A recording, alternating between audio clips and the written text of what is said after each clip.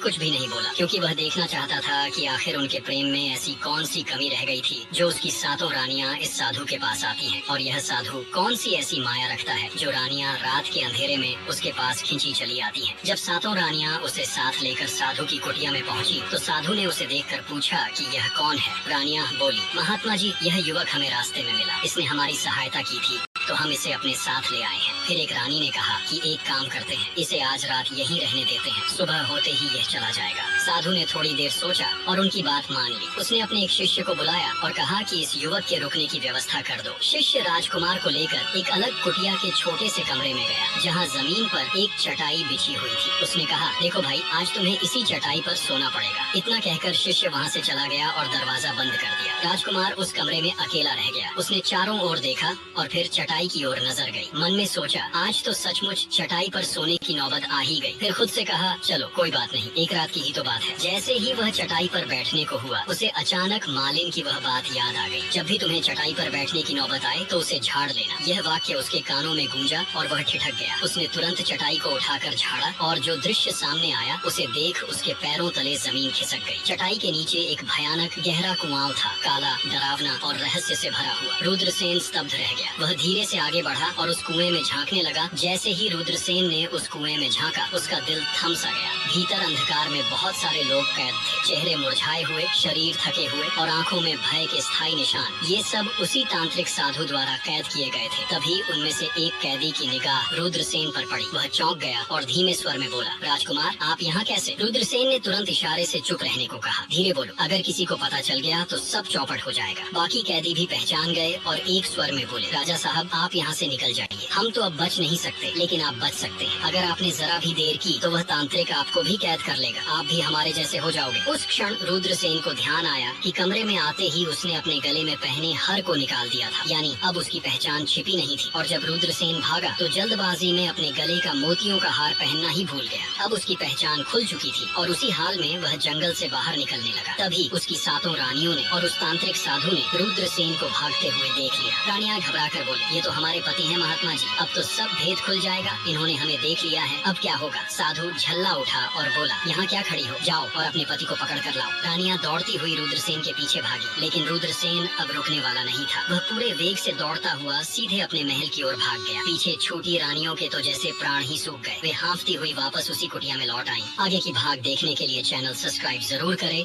और वीडियो को लाइक करें। वह कुछ भी नहीं बोला, क्योंकि वह देखना चाहता